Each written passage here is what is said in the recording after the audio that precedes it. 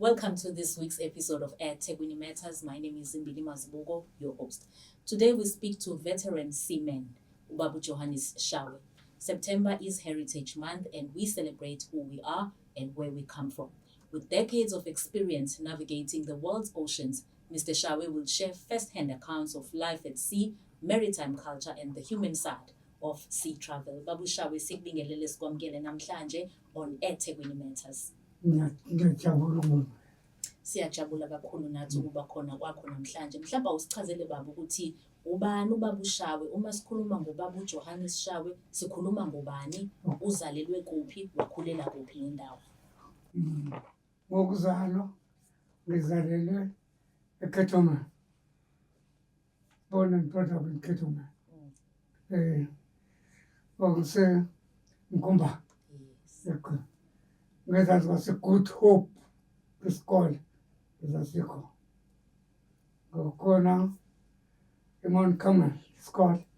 Kuzoba khona Good Hope, kuzoba khona eMazenot. Established like in 1952. Blackest. Established school. Ephuma Good Hope. Kala khona. Ibinjani impilo kaBaba uShawe ekhula esikhathini sobandlululo? Isikhathini sobandlululo. Alright. Ngaqala ukufunda eNewlands. Ngaphuma eNewlands. Ngazofunda eVelabahleke eMkhumba. Ngaphuma eVelabahleke ngayofunda eLorem. La ku-Taylor Street eLorem.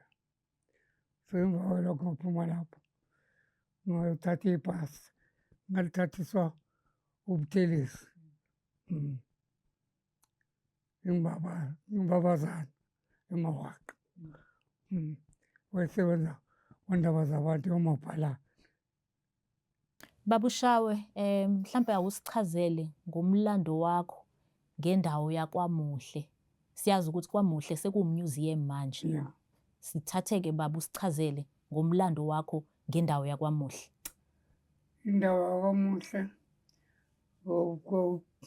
oqala kuye endaweni la nihlala khona uyothola isiyekile yomsebenzi iphepha lomsebenzi isiqiniso leyo ndawo ohlala kuyona eMkhumba.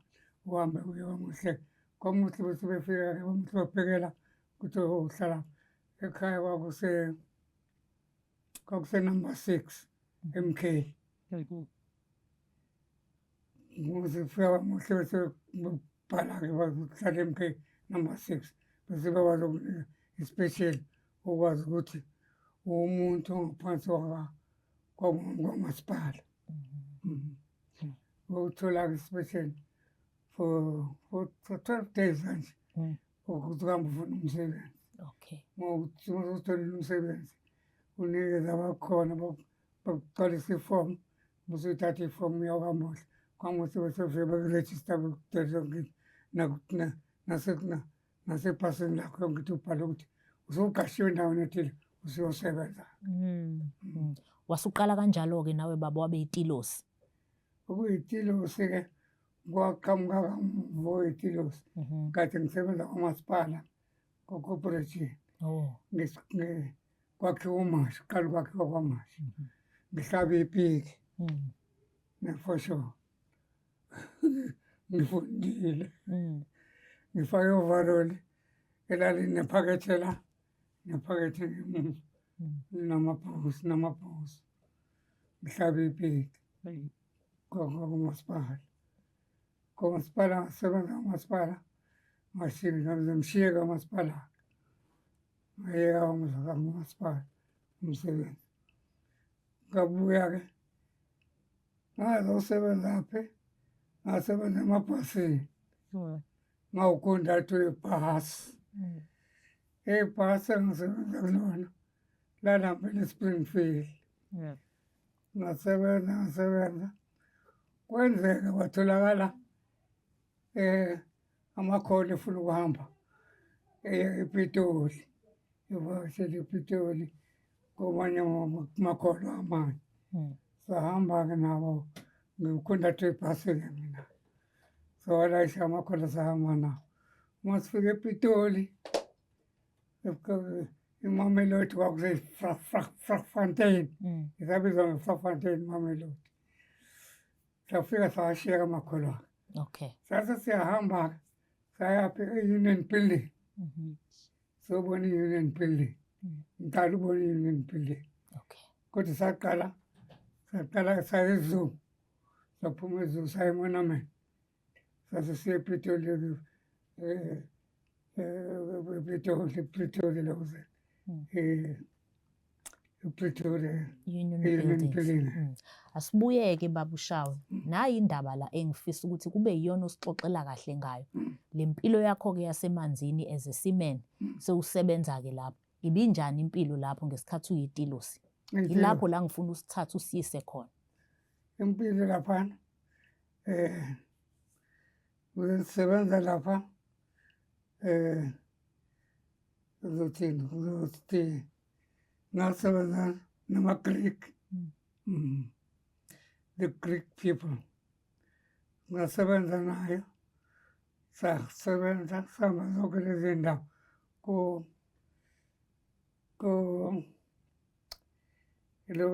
ko-Brazil, South America, ko-Panama, ko-Peru, ko-Chile.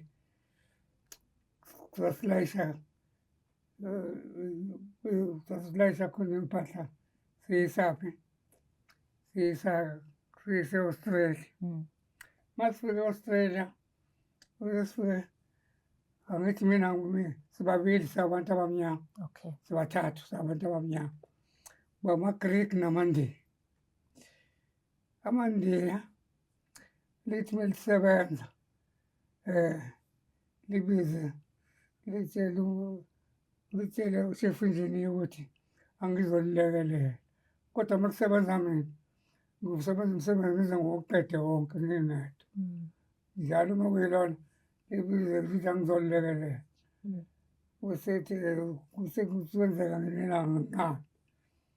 Athi-ke usekeni ushefu enjiniya kumina, wena I will fire you.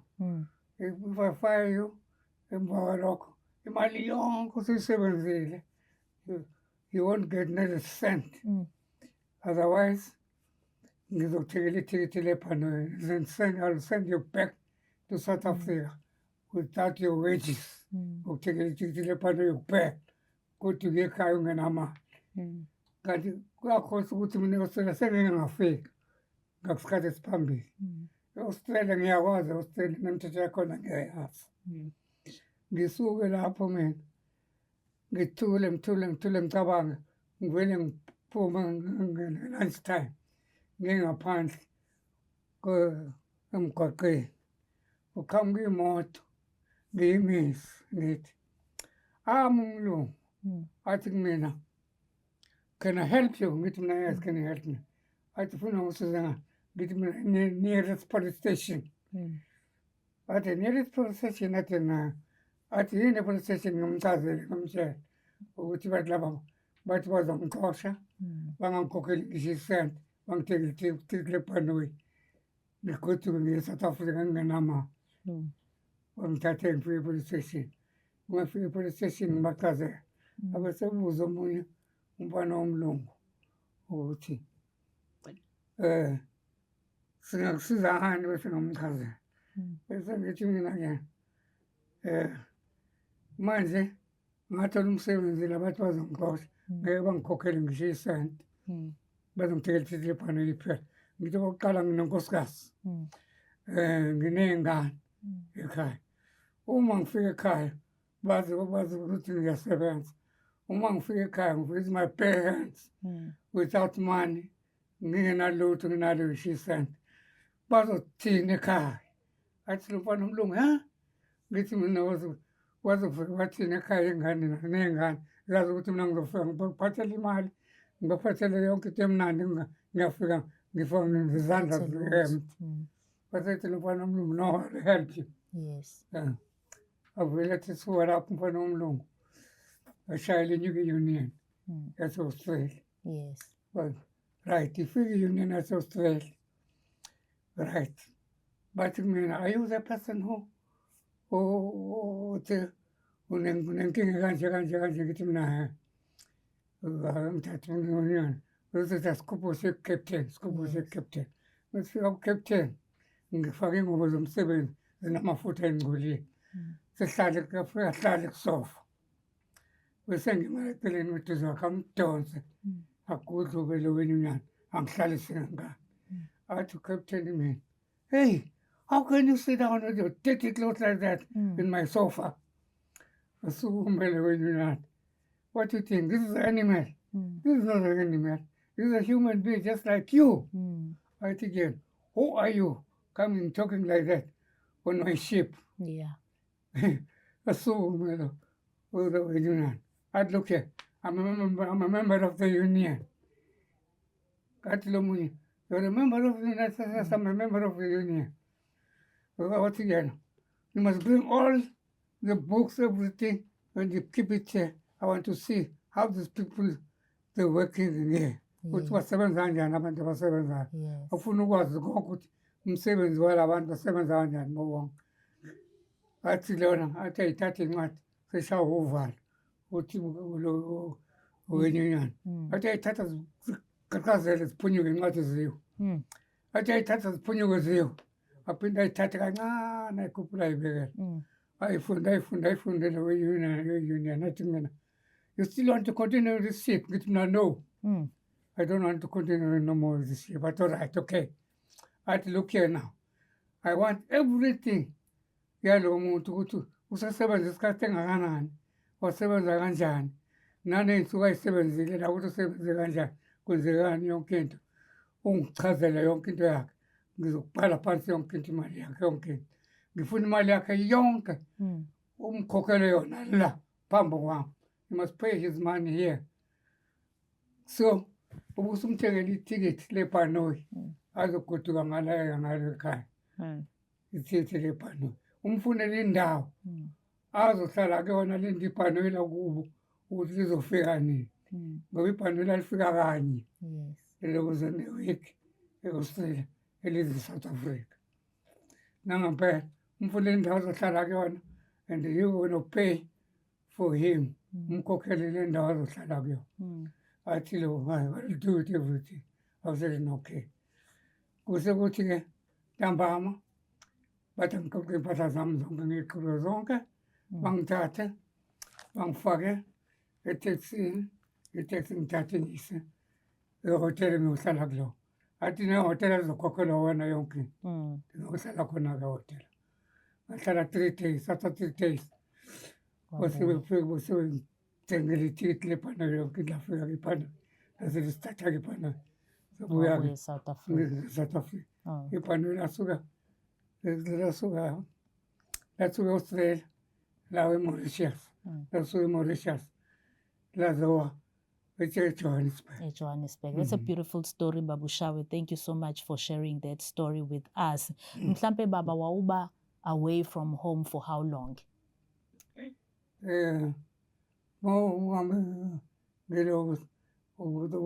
Sign contract.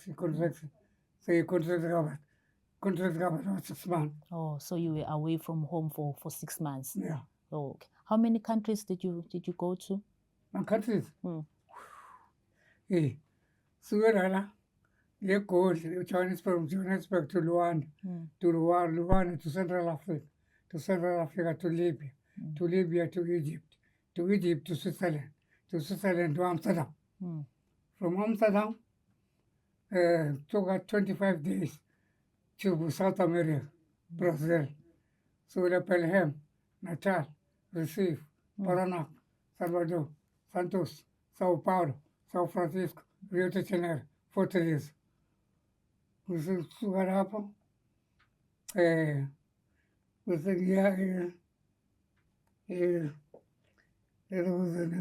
Wawuthanda baba umsebenzi wakho? Umsebenzi. Yeah, kufanele uthande umsebenzi lapha kuyasetshenzwa kudlala. Kuyasetshenzwa kujuluka. Okay, uthe wawenza isikhathi singakanani baba umsebenzi wakho kuBitilosi? ayitilosi iminyaka nje sihlangene siyonke isiyonke iminyaka uma ungakhumbula nje ungakhumbula ngaphezulu. ngaphezulu kweminyaka ewu-20.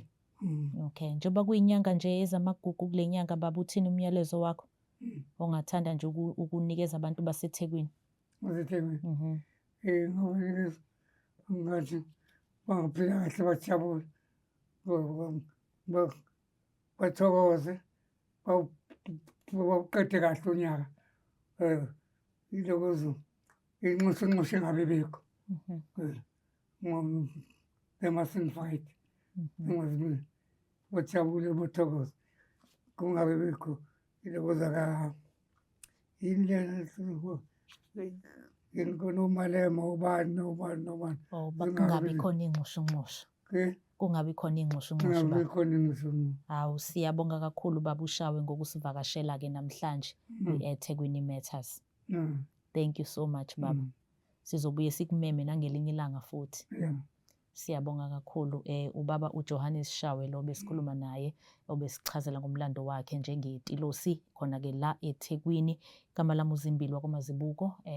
From myself and the entire team, it's goodbye till next time. Don't forget to like, to share and to subscribe.